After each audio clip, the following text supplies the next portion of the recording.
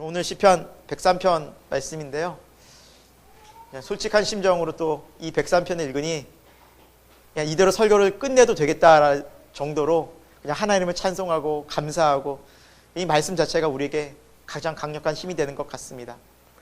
오늘 이 말씀을 통해서 우리가 하나님을 송축하는 삶이라는 제목으로 함께 하나님의 말씀을 나눌 때 우리 모두가 이렇게 하나님을 송축하는 이 다윗의 고백처럼 우리 인생이 하나님 안에서 더욱더 새로워지고 회복되는 놀라운 은혜가 있기를 소망합니다.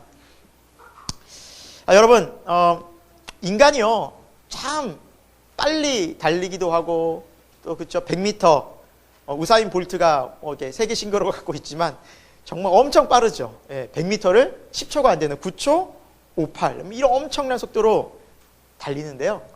근데 동물들과 달리기를 만약에 하게 되면 정말 느리다고 합니다. 좀 살펴볼까요? 여러분, 이 곰처럼 이게 느려가지고 말이야. 곰처럼. 근데 곰이 몇 초예요? 100m가? 중간에 보십시오. 6.4초로 엄청 빨리 달립니다. 곰 보이세요? 곰? 이거 곰을 느리다고 하면 안 됩니다. 우사인 볼트보다 빠릅니다. 그래서 굉장한 빠른 속도로 달리고 있고요. 심지어 코끼리보다도 저희가 느립니다. 그래서 코끼리 굉장히 느린 것 같지만 한번 달리기 시작하면 사람보다 훨씬 빨리 달릴 수 있다는 것이죠. 1000년, 2000년, 3000년, 4000년이 지나도록 동물은요 이 속도를 유지했습니다. 그렇죠? 치타는 2000년 전에도 이 속도였고요. 말도 3000년 전에도 이 속도였습니다. 그런데 사람은요 이렇게 막 열심히 이제 달리다가 어느 순간 이성이 우리가 있고 도구가 발달되니까 속도가 점점 늘어났어요. 오토바이, 자동차, 또 비행기, 배도 얼마나 빠른, 굉장히 빠른 배들을 만들어서 시속 몇백 킬로. 또 요즘에 로켓가 또 비행기가 더 빠른 전투기들은 마하, 그쵸? 1000킬로, 2000킬로, 3000킬로 엄청난 속도로 달리는. 그래서 결국에는 동물들과 비교도 안 될 만큼 엄청난 속도로 나아가고 있습니다. 근데 인간이 이렇게 빨리 달리고자 하는 엄청난 속도에 민감한 이 부분은요, 비단 이런 교통수단에만 적용되진 않습니다. 엄청난 속도로 지금 사회가 경쟁이 일어났죠. 어디가 빨리 배송하느냐, 총알 배송. 서로 빨리. 그래서 요즘에는요, 배송이 새벽에도 오더라고요. 밤새 배송을 해요. 며칠 거리던 게 하루 만에. 그리고 여러분 속도가 얼마나 빠른지 인터넷 속도 여러분 점점 빨리 하는 거 아시죠? 요즘엔 굉장히 빠른 속도로 다운로드가 됩니다. 속도가 엄청 빨라요. 그래서 속도에서 조금이라도 뒤지는 회사, 조금이라도 뒤지는 개인은 사회에서 밀려나는 거예요. 도태되는 거예요. 그러니까 뭐예요? 엄청난 속도감이 있는 이 인간의 마음들이 교통편만 아니라 사회 전반에 그래서 엄청난 속도로 세상이 막 달려가고 있습니다. 뭘 위해요? 돈 벌어야지. 성공해야지. 내가 누려야지. 가져야지. 야, 이게 인기래. 몰려요. 와. 요즘 우리는 그런 시대를 살아가고 있습니다. 조금만 뒤처지면 패배자가 되는 거예요. 조금만 뒤처지면 다른 사람과 그냥 내가 비교가 돼버려요. 그런데 여러분, 우리가 이렇게 빠른 엄청난 속도로 가다 보니 문제가 생겼어요. 앞만 보고 막 달려가다 보니 내 주위를 돌아볼 겨를이 없었던 거예요. 특히나 신앙인들도 하나님을 바라볼 수 있는, 하나님을 생각할 수 있는 그런 겨를이 없는 거예요. 왜? 앞만 보고 달리다 보니. 그뿐만이 아닙니다. 내가 막 열심히 달리다 보니 내가 얼마나 지금 빠른 속도로 달리고 있는지를 나의 속도감을 잃어버린 겁니다. 많은 분들이 우리 교회는 오실 때 아마 운전을 하고 오실 겁니다. 저도 이제 고속도로를 타고 오거든요. 차 안에서 있다 보면 100km 혹은 110km 이렇게 막 밟아요. 그 정도 속도 낼 수 있잖아요, 고속도로에서. 그렇죠?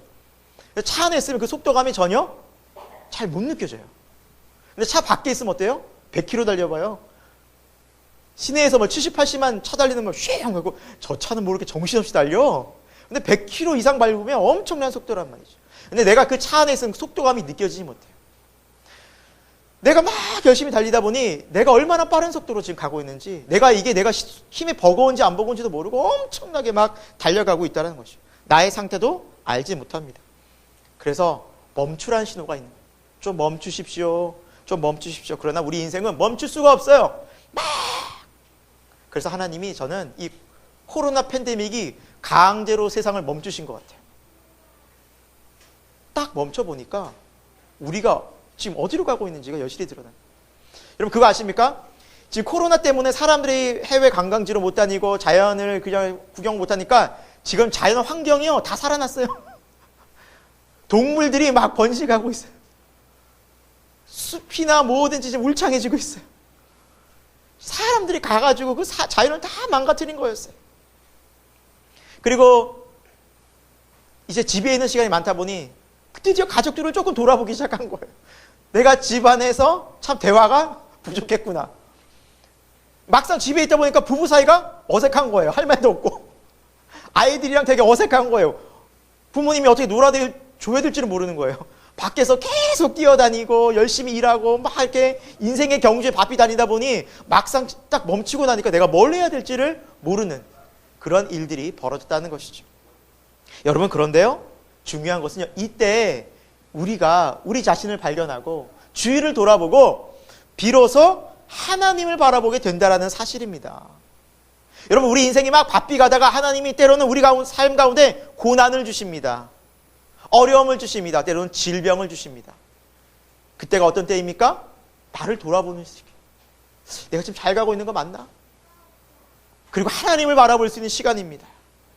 어떻게 보면 신학적인 관점에서 보자면 신앙의 관점에서 보자면 이렇게 우리에게 찾아오는 고난의 시간은 우리가 빨리 가는 이 세상의 바쁜 스피디에 쫓겨다니는 삶 속에서 나를 돌아보고 주위를 돌아보고 하나님을 바라볼 수 있는 그런 은혜의 시간이 된다는 것이죠. 여러분 그래서 오늘 시편 103편이 큰 의미가 있습니다. 왜냐하면 다윗의 인생이 그랬다는 것입니다. 다윗의 인생은 결코 평탄하지 않았습니다.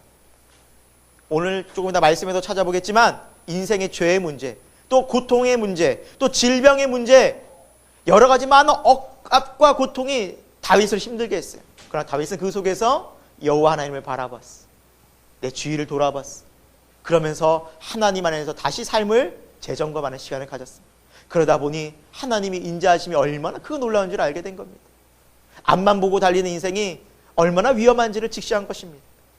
여러분 오늘 우리의 삶에도 우리의 인생에도 때로는 여러분 삶의 자리에 고난과 역경이 분명히 있을 줄로 압니다. 그러나 여러분 이것이 축복인 것을 오늘 다시 한번 기억할 수 있기를 소망합니다. 그리고 하나님 은혜가 이곳에 어떻게 임하는지를 다시 한번 바라보고 다윗처럼 하나님을 다시 한번 찬송하고 회복하고 하나님을 송축하는 저와 여러분 인생이 되기를 소망해 봅니다. 오늘 첫 번째 오늘 말씀을 통해서 살펴볼 수 있는 것은 회복의 은혜를 송축합시다라는 회복의 은혜를 송축하라. 여러분 하나님은 우리를 회복시키시고 또 하나님 우리를 도우시는 분이십니다. 오늘 1절 2절 말씀 우리 한번 시편 1절 2절을 같이 한번 우리 고백해 보도록 하겠습니다. 같이 읽겠습니다. 내 영혼아 여호와를 송축하라. 내 속에 있는 것들아 다 그의 거룩한 이름을 송축하라. 내 영혼아 여호와를 송축하며 그의 모든 은택을 잊지 말지어다. 아멘. 네, 오늘 시편에는 이 송축하라 송축하라 송축하라가 여러 번 반복됩니다. 그런데 이 송축하라는 뜻을 찾아보니까 히브리어로 바라크라고 하는데 그 뜻은 무릎을 꿇다, 찬양하다, 축복하다라는 뜻입니다. 이 바라크라는 송축하다는 뜻은 다시 말하면 하나님 앞에 겸손히 무릎을 꿇고 겸손히 하나님을 찬양할 때 하나님의 복된 은혜가 임한다라는 것으로 해석할 수 있습니다. 그래서 우리가 하나님을 송축할 때 하나님 찬송합니다. 겸손히 무릎 꿇고 겸손한 마음으로 주의 이름을 높여드리고 영광 돌릴 때 하나님이 그 자리에 우리에게 복과 은혜를 주신다는 거예요. 이게 하나님과 우리의 관계에서 이루어지는 송축하는 삶이라는 것이죠. 그래서 이 모습은 하나님께 최고의 영광 올려드리는 모습이라고 다시 말씀드릴 수 있습니다. 이 송축하다는 표현, 하나님 앞에 최고의 영광을 올려드려요. 그런데 이렇게 하나님을 송축하는 다윗의 인생이 어땠느냐? 오늘 3절과 4절과 5절에 다윗의 인생을 이렇게 다윗은 고백하고 있죠. 우리 한번 이 부분도 읽어보도록 하겠습니다. 그가 내 모든 죄악을 사하시며 내 모든 병을 고치시며 내 생명을 파멸해서 속량하시고 인자와 긍휼로 관을 씌우시며 좋은 곳으로 내 손을 만족하게 하사 내 청춘을 독수리 새롭게 하시는도다. 네, 다윗은요 죄의 문제 때문에 막 고뇌하던 사람이에요. 뿐만 아니라 모든 병, 그러니까 병 가운데도 많이 고통당했던 삶이라고 다윗은 고백하고 있습니다. 그리고 생명의 파멸. 여러분 우리 알다시피 여러분 사울에게 쫓겨다닌 시간이 무려 10년입니다. 이 시간을 저는요 성경 묵상하고 혹은 성경을 가르치면서 생각할 때마다 참 신기하고 놀랍습니다. 누군가 나를 계속해서 핍박하고 쪼아요, 공격해요, 압박해요. 그게 하루 이틀이 아니에요. 10년, 심지어 죽이려고 하는 거예요. 괴롭히는 정도가 아니라 찾으면 나의 생명을 죽이려고 해요. 그러니까 얼마나 마음이 불안하겠습니까? 그렇죠? 기본적으로 불안정하지 않겠습니까? 그러니까 정신적인 스트레스가 항상 민감한 상태에서 있는 겁니다. 예민하죠. 자다가도 사울이 온다 그러면 막 짐 싸가지고 나가야 돼요. 그리고 이곳에 딱 오래 있을 것 같지만 또 금방 또 사울이 찾아서 막 군대가 온다 그러면 또 가족들이랑 다 옮겨 다녀야 돼요. 여러분 이사도요 여러 번 다니면 되게 힘든데 이사도 힘든데 이거는 그냥 밤마다 사울이 온다면 쫓겨다녀야 하니 그걸 무려 10년이나 생활을 했으니 다윗의 마음이 어땠을까요? 여러분 저는 정신적으로요 거의 굉장히 예민하거나 정신적 질병 정도 있을 정도로 굉장히 스트레스가 많았던 분인 것 같아요. 이 다윗이.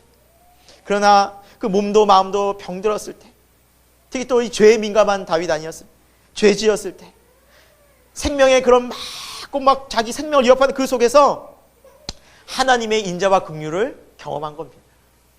그러니까 하나님께서 얼마나 좋은 분인지 다시 한번 나의 인생을 회복시키시고 5절 말씀처럼 우리를 만족해 하시고 우리의 영혼을 다시 한번 독수리 같은 새 힘을 주셔서 다시 일어나게 하시는 하나님을 만나니까 그 쫓겨다니는 인생이었지만 다시 새 힘을 얻고 소망을 갖고 그래 주님이 나를 건져주셔서 감사하다. 이 위기에서 내가 죽을 뻔했는데 다시 나를 살려주셨구나. 다시 소망을 노래할 수 있는 그 믿음이 바로 여호와 하나님 때문이라는 것이었습니다. 사랑하는 여러분, 고난과 어려움, 고통 속에서 오히려 다윗은 하나님을 찬송하는 인생으로 바뀌어졌다는 것, 그 질병 속에서 고통 속에서 하나님께서 그 영혼을 바꾸어 주셨다는 것, 여러분 이것이 우리가 하나님을 믿는 하나님께 소망을 두는 이유가 되는 줄로 믿습니다. 록펠러를 잘 아실 것입니다. 록펠러 어떤 사람으로 여러분 기억하십니까? 가장 부자, 석유 회사를 운영하시고 또 11조를 엄청 내신 분, 그렇죠? 네, 우리가 잘 아는 이 록펠러가 정말 찾아보니까 정말 부자였더라고요. 43세에는 미국의 가장 부자가 되었고요. 53세에는 전 세계 가장 부자가 되었다고 합니다. 그래서 이 록펠러의 재산을 이렇게 세어보니까 어느 정도였냐면 지금의 빌 게이츠의 자산의 3배라고 합니다. 그러니까 지금 빌 게이츠가 가장 부호 아닙니까? 근데 그 자산의 3배에 많은 사람이 록펠러. 그래서 아마 그 역사상 따라갈 수 없을 부자가 이 록펠러가 아닌가라고 사람들이 얘기합니다. 그런데요, 이 록펠러가 55세 되던 해 그의 인생에 큰 고통과 어려움이 찾아옵니다. 그리고 그의 인생에 전환기가 찾아오게 됩니다. 록펠러는 돈만 열심히 벌고 부자가 되려고 애를 썼던 사람이고, 물론 어릴 때부터 교회는 다녔지만 신앙과는 크게 상관없이 살았던 사람입니다. 돈 벌기 위해서. 근데 55세에 병원에 몸이 안 좋아서 가봤는데 의사가 얘기합니다. 불치병입니다. 1년 남았습니다. 1년. 지금까지의 인생을 돌아보면서 내가 뭘 위해 살았나. 너무너무 이 병원에 입원하면서 이분이 크게 마음에 고뇌가 찾아온 겁니다. 나는 세계 최고의 부자인데 행복하지도 않고, 그럼 난 뭘 위해 살았나. 그때 병원에 글귀 하나를 봅니다. 그 글귀 성경 말씀이었어요. 사도행전 20장 35절의 말씀인데요. 주는 것이 받는 것보다 복되다. 주는 것이 받는 것보다 복되다. 이 예수님의 말씀인데, 이 말씀이 딱 들어오는 순간 그 자리에서 온몸에 전율이 오르면서 눈물이 이 록펠러의 양볼을 막 흐르는 거예요. 그리고 그렇구나. 내가 주지 않고 나누어 주지 않고 살다 보니 이건 복된 삶이 아니었고 뭔가 마음에 뭉클한 감동이 크게 찾아온 거예요.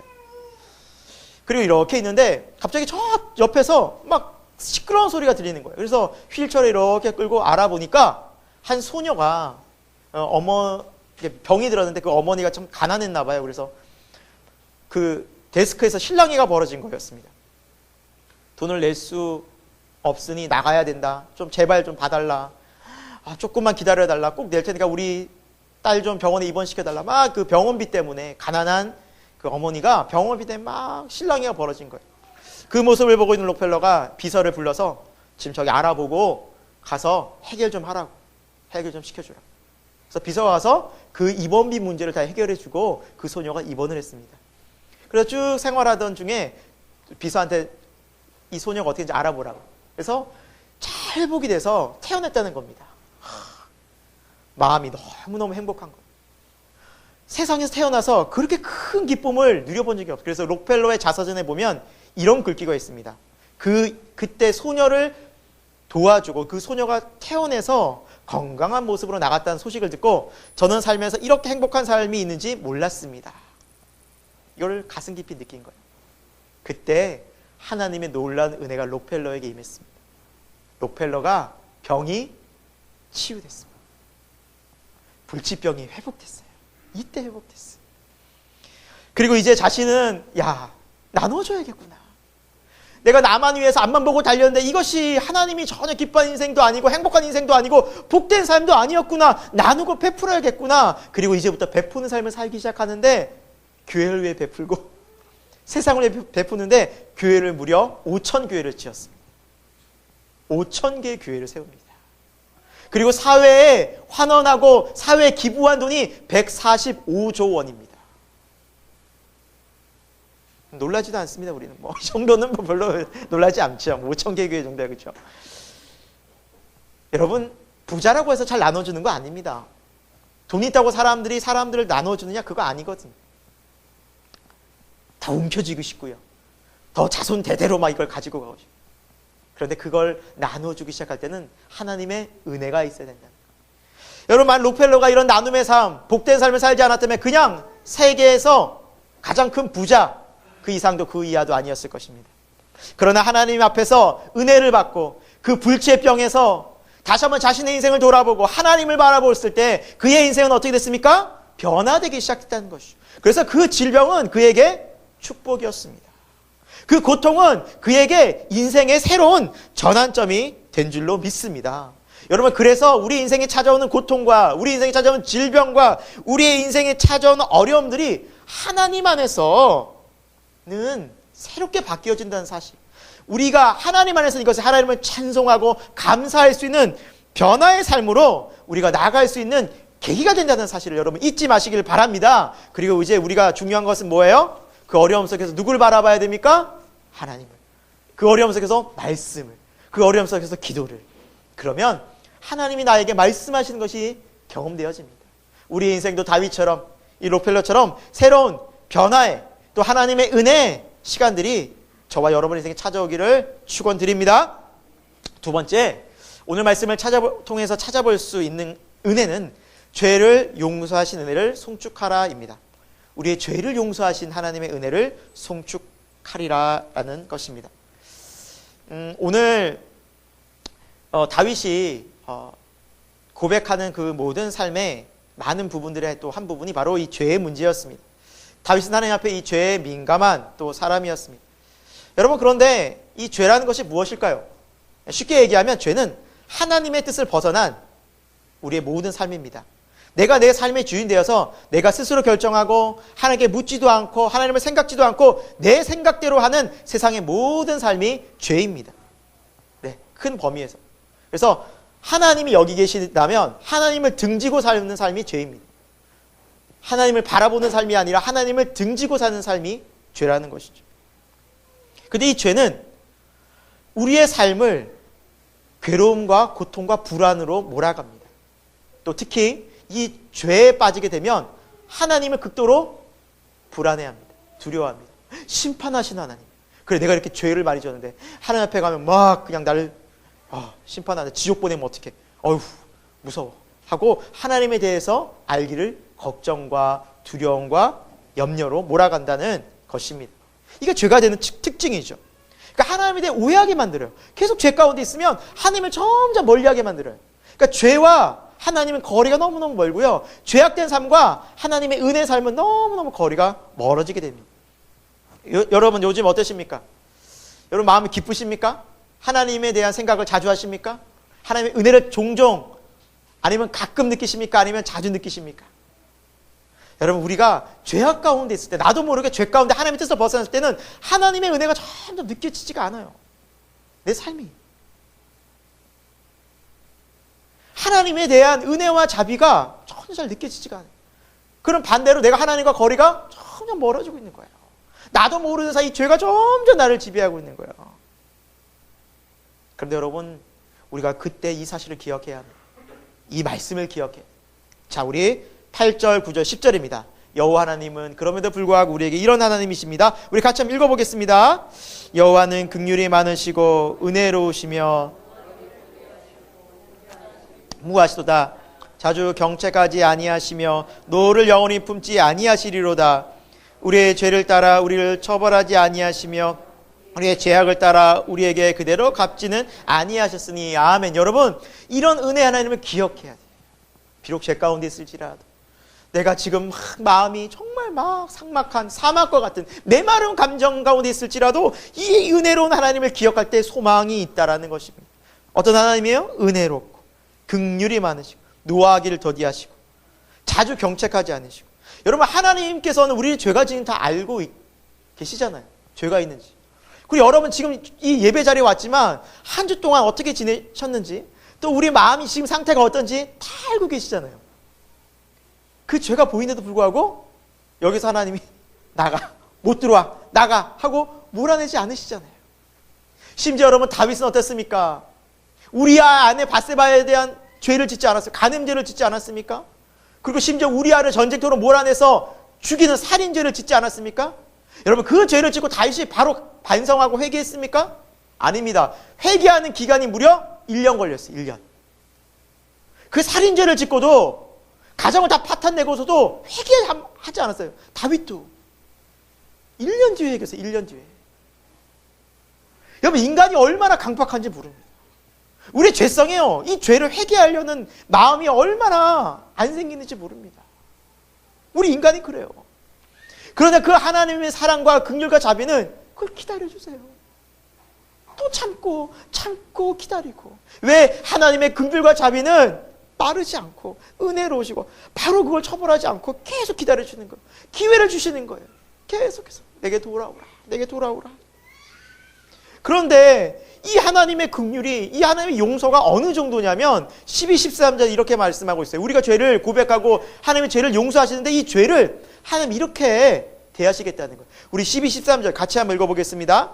동이 서에서 먼 것 같이 우리의 죄가를 우리에게서 멀리 옮기셨으며 아버지가 자식을 긍휼히 여긴 같이 아버지께서는 자기를 경외하는 자를 여기시나니. 아멘.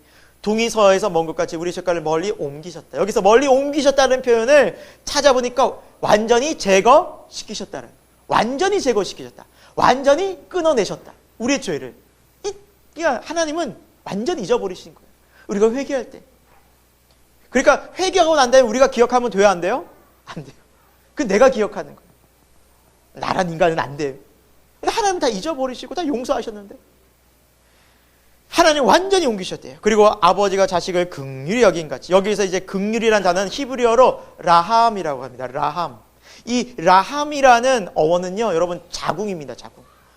어머니의 모태.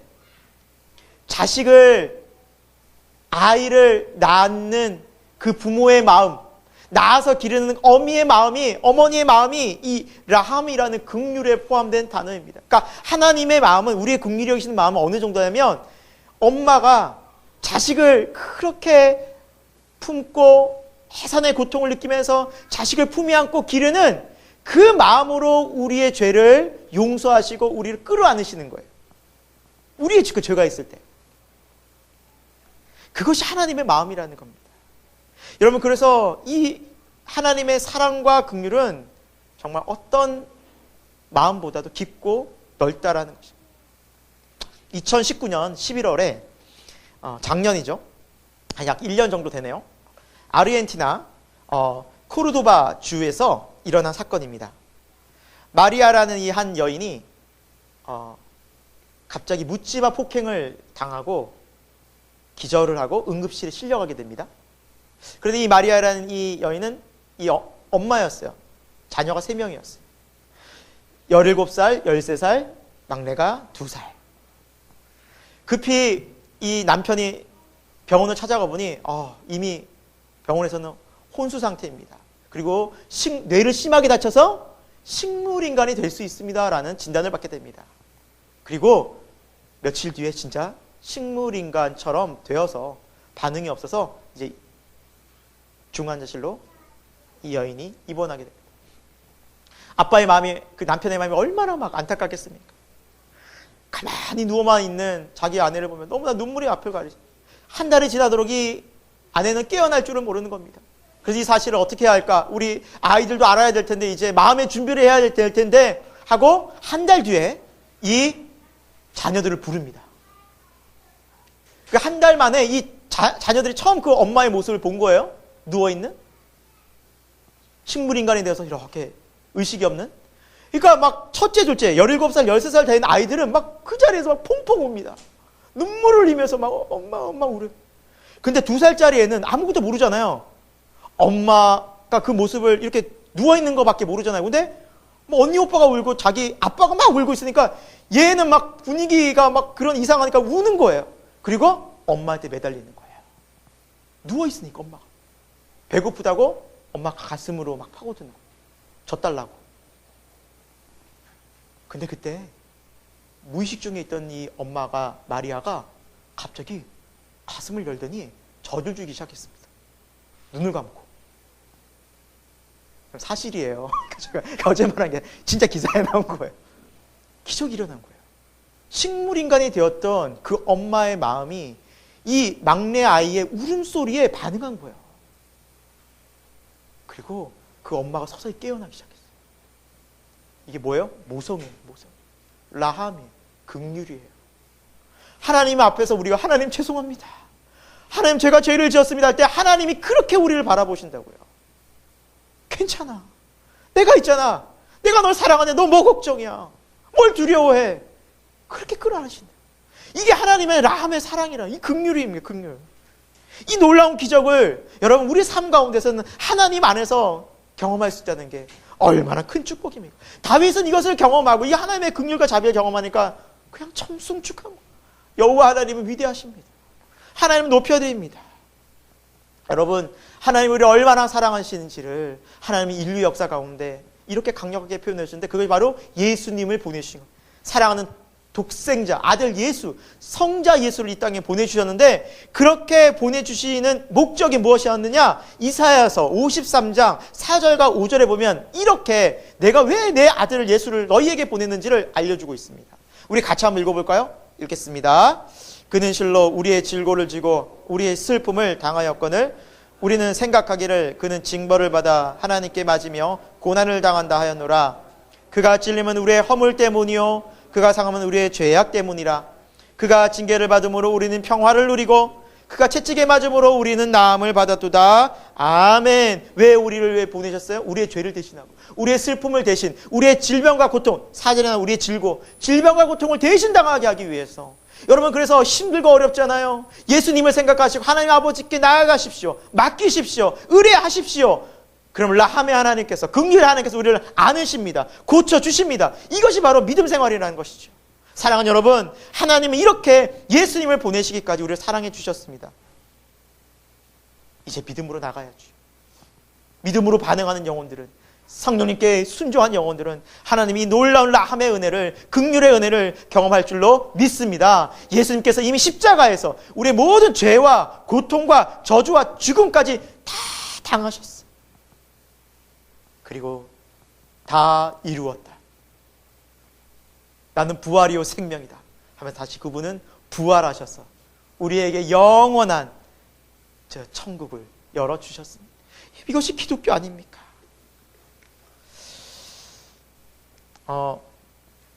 여러분, 1963년에 큰 사건이 하나 벌어졌는데, 도끼 만행 사건이었어요. 이제, 고재봉이라는 이 사람이 6명의 사람을, 가족을 잔인하게 죽여버립니다.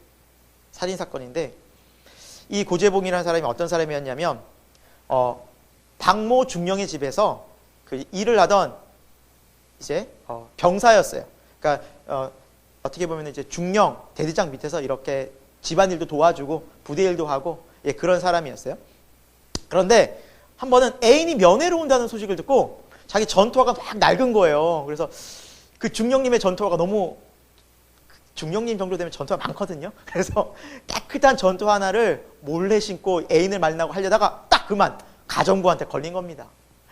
그러니까 이 가정부가 화가 나가지고 이게 뭐 하는 짓이냐고. 그리고 지금까지 없어진 건 너가 다 훔쳐간 거 아니야 하고 중령님한테 다 잃어버릴 거야 막 이렇게 협박을 하고 하니까 이 고재봉이라는 사람이 화가 나가 옆에 있던 도끼를 가지고 그럼 나 또 죽여버린다고 협박을 한 거예요. 그것 때문에 살인 미수로 7개월간 복역을 하죠. 7개월간. 감옥에 가게 된 거죠. 감옥에서 막 그냥 칼을 간 거예요. 내가 나가기만 해봐라. 응? 가정부부터 내가 가만히 안 두고. 너 나를 감옥에 보낸 너희 중령집 내가 가만히 안 두겠다. 일을 간 거예요. 7개월이 지났어요. 그리고 출소를 했어요. 어디로 갔겠어요? 그 박모 중령집에. 박모 중령집에 가서 그냥 들어가는 순간 다 죽여버린 거예요. 그런데 그 집은 박모 중령 집이 아니었어요. 박모 중령은 3개월 전에 딴 곳으로 전출 가고 이모 중령이 새로 왔어요. 부대. 그러니까 이모 중령은 영문도 모른 채 가족이 다 죽어버린 거예요. 이렇게 살인사건이 벌어진 거예요. 그리고 재판정에서 사형 판결을 받고 언도를 받고 감옥에 복역하던 중이었습니다. 그때 감옥 생활을 하고 있는 이 고재봉을 안국선 집사님, 지금은 목사님이 되셨어요. 이 안국선 집사님이 전도를 하기 시작합니다. 성경책을 들고. 그런데 이제 유명한 사건이었고 살인자니까 이분도 되게 처음에 떨리셨대요. 하나님 어떻게 전도합니까? 이분은 어떻게 이 사람 어떻게 벌벌 떨려가지고 그러면 하나님 용기를 주세요, 믿음을 주세요 하고 전도를 했는데 이 사람이 이 고재봉이 성경책을 받아들고 읽기 시작하는 거예요. 감옥에서. 그리고 이분의 기도와 교회의 기도를 통해서 이 사람의 마음에 서서히 변화가 생기기 시작한 거예요. 그리고 이 안국선 집사님에게 지금까지는 자기가 묵비권을 행사했는데 다 실토한 거예요. 그래서 이 내용을 알게 된 거예요. 자기 왜 죽이게 됐는지. 전에는 몰랐어요. 동기도 몰랐고 그러니까 계속 묵비권을 행사하고 그냥 죽여라 나 인생 끝났다. 나 죽이고 말아 그냥 이러고 만 거예요. 포기해버린 거예요. 그런데 예수님을 이렇게 조금씩 알게 되면 자기가 죄가 깨달아진 거예요. 그러면서 어느 순간 감옥에서 성경책 읽다가 회개를 하고 있는데 성령님을 만난 거예요. 자기가 얼마나 큰 죄인지를 깊이 경험하면서 그 감옥에서 엉엉 울면서 하나님의 회복의 은혜를 경험한 거예요. 그 이후 삶이 완전히 달라진 거예요. 감옥에서는 모범수가 되고 매일 새벽 일어나서 새벽 예배를 드린 거예요. 방에서 혼자 찬송하고 성경 읽고 찬송하고 성경 읽고 매일매일 그리고 어려운 동료들을 돌봐주었다고 합니다. 그리고 자기가 예수를 믿고 보니까 제일 잘못한 게 뭐가 있어요? 아니 아무 죄도 없는 이모 중령을 그 가족들 다 죽인 거 아니겠습니까? 그리고 그 안타까운 죄송스러운 마음에 그의 어머니에게 편지를 씁니다. 지금 이게 편지 내용이에요. 원수 악마도 저 같은 악마가 없을 텐데 지금 저는 제가 엄청 지은 죄 때문에 한없이 뉘우침에 몸부림치고 있습니다. 어머니 믿음이 깊다고 들었습니다. 짐승만도 못한 인간이 감히 용서를 구합니다. 어머니께 무릎을 꿇고 두 손 모아 빕니다. 저도 전도를 받아 예수님을 믿기로 했습니다. 죽어 천국 가서 중령님께 용서를 빌겠습니다. 꼭 저를 용서해 주시기 바랍니다. 하고 정말 자기의 진심을 담아서 사죄 편지를 올려드립니다. 그리고 고재봉은 감옥에서 계속해서 제2의 인생을 살아갑니다. 이 사진은 지금 고재봉을 주인공으로 한 연극의 한 장면입니다. 네. 그리고 예수님을 믿고 새로운 삶을 살다 보니 자기가 제일 후회되는 게 이거였다고 합니다. 내가 진작 예수님을 알았더라면 항상 이 안집사님을 붙잡고 집사님, 제가 진작 예수님을 알았더라면 이런 인생을 살지 않았을 텐데, 제가 조금만 더 예수님 일찍 만났더라면 이렇게 제 인생이 후회스러운 인생이 되지 않았을 텐데. 하지만 지금이라도 예수님을 알게 돼서 너무 감사하다고. 그래서 감옥에서요 전도를 하고 예수님을 전하기 시작하는데, 이분이 전도한 사람이요 무려 1,800명이었어요. 저보다 전도 많이 했어요. 목사님 저보다 1,800명을 전도했어요. 여러분, 하나님의 죄 가운데, 이 죄 가운데 있는 이 영혼이 하나님의 용서와 하나님의 은혜 가운데 변화되었을 때, 그리고 마지막 그 순간에 사형 언도를 받았으니 이제 총살형을 받는데, 죽기 전에 할 말 있느냐 했을 때 이분이 이렇게 얘기했다고 합니다. 하나님이 세상을 이처럼 사랑하사 독생자를 주셨으니 이는 그를 믿는 자마다 멸망치 않고 영생을 얻게 하려 하심이라. 아멘 하고 찬송가 인내하신 구세주여, 인내하신 구세주여, 내 말 들으사 죄인오라 하실 때에 날 부르소서. 이 찬송을 고요하게 담담하게 부르시고 하늘나라로 가셨다고 합니다. 여러분, 세상이 어떻게 이 사람을 용서하고 이해하겠습니까? 세상에 어떤 누가 이 사람을 받아주겠습니까? 아무도 못 받아줍니다. 낙인 찍어버리겠죠. 넌 살인자야. 넌 인간도 아니야. 넌 짐승만도 못한. 왜 태어났어? 그러나 그도 예수님을 만났을 때, 하나님의 그 긍휼과 사랑을 경험했을 때 완전히 용서받고 새로운 인생을 살게 되었다는 것입니다. 여러분, 이것이 하나님의 긍휼과 자비입니다. 우리의 죄를 용서하시되 깨끗하게 하셔서, 깨끗하게 하실 뿐만 아니라 새로운 인생으로 바꿔주셔서 새로운 삶으로 변화시켜 주시는 분이 바로 하나님의 사랑인 줄로 믿습니다. 여러분, 우리의 죄가 얼마나 많은지, 우리의 죄가 얼마나 깊은지, 오래되는지 알 수 없습니다. 그러나 여기 한 가지 복음이 있습니다. 어떤 죄든지 우리가 하나님 앞에 우리의 죄를 자백하면 하나님은 미쁘시고 의로사, 하나님 미쁘시다면 신실하시다는 거예요. 변함이 없으시다는 거예요. 지금도 하나님의 사랑은, 긍휼은 마르지 않고 변함이 없는 그 사랑으로, 그 의로움으로 우리를 모든 죄를 용서하시고 모든 불에서 깨끗하게 동이 서에서 먼 것까지 너의 죄를 옮겨버리겠다. 여러분, 이 놀라운 사랑과 은혜가 바로 우리 하나님의 사랑인 것입니다. 우리가 예배하고 우리가 높여 찬송하는 하나님의 사랑인 것입니다. 이 놀라우신 사랑 가운데 여러분, 혹시 어떤 죄가 있더라도 괜찮습니다. 기도하시고 하나님의 은혜를 구하시고 회개의 자리에서 여러분 다시 한번 회복되는 놀라운 은총의 은혜가 함께하기를 축원합니다.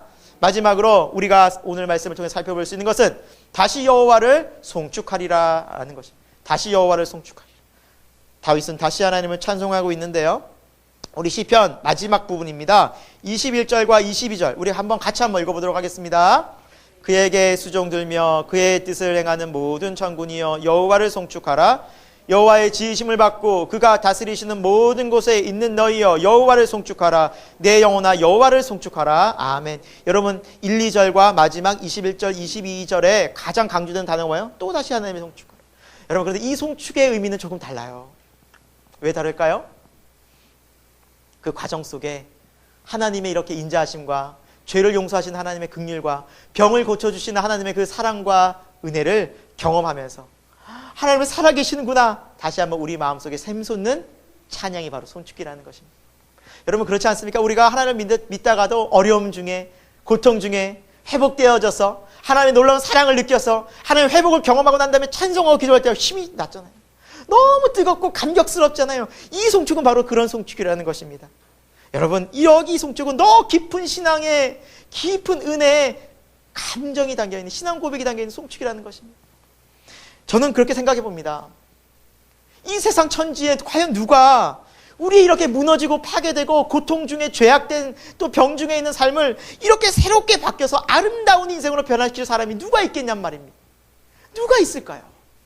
하나님 한 분밖에 없어요. 여호와 하나님 한 분밖에 없습니다. 그래서 그 하나님을 우리가 믿고 따르고 송축하는 인생이 가장 복되고 가장 행복하고 가장 능력 있는 줄로 믿습니다. 여러분, 오늘 우리가 어떤 마음으로 왔는지 어떤 생각으로 왔는지 하나님은 다 아십니다. 여러분, 우리가 기억합시다. 하나님 오늘도 자비와 긍휼이 많으십니다. 그래서 다시 그 주님 앞으로 믿음으로 나아갈 때, 다시 그 어려움 속에서, 고통 속에서 다시 우리를 일으켜 세우시는 능력의 하나님을 우리가 경험하고, 어떤 죄 가운데 있을지라도 그 죄를 주님 앞에 내어 맡길 때 동이 서에서 먼 것 같이 그 죄를 완전히 씻고 깨끗하게 하시는, 새롭게 하시는 하나님의 무한한 긍휼과 자비를 느끼는 우리 새생명교회 교우 모든 분들이 되기를 예수 그리스도 이름으로 축원드립니다. 함께 기도하겠습니다. 하나님 아버지, 우리는 오늘도 하나님의 그 무한하신 긍휼과 자비 때문에 오늘 이 자리에 모이게 된 줄로 믿습니다. 우리의 죄를 즉시 처벌하지 않으시고 오래 참으시고 기다리시며 인내하시며 돌아오기를, 회개하기를 기다리시는 사랑이 많으신 주님이신 것을 우리가 다시 한번 믿고 고백합니다. 오늘 그 주님 앞에 우리가 나아갑니다. 우리의 있는 모습 그대로 나아갑니다.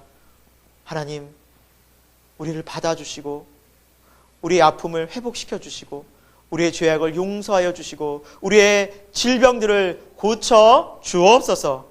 그래서 우리의 인생이 다윗처럼 다시 하나님을 송축하고 하나님의 큰 은혜와 긍휼을 노래하는, 감사하는 인생이 되게 하여 주옵소서. 어떤 상황 가운데 있든지 어떤 형편 가운데 있든지 우리가 소망의 하나님을 붙잡고 다시 믿음으로 나아가는 거룩한 신앙인들이 될 수 있도록 주여 인도하여 주옵소서. 이 모든 말씀을 오늘도 살아 역사하시는 주 예수 그리스도의 이름으로 기도드립니다. 아멘.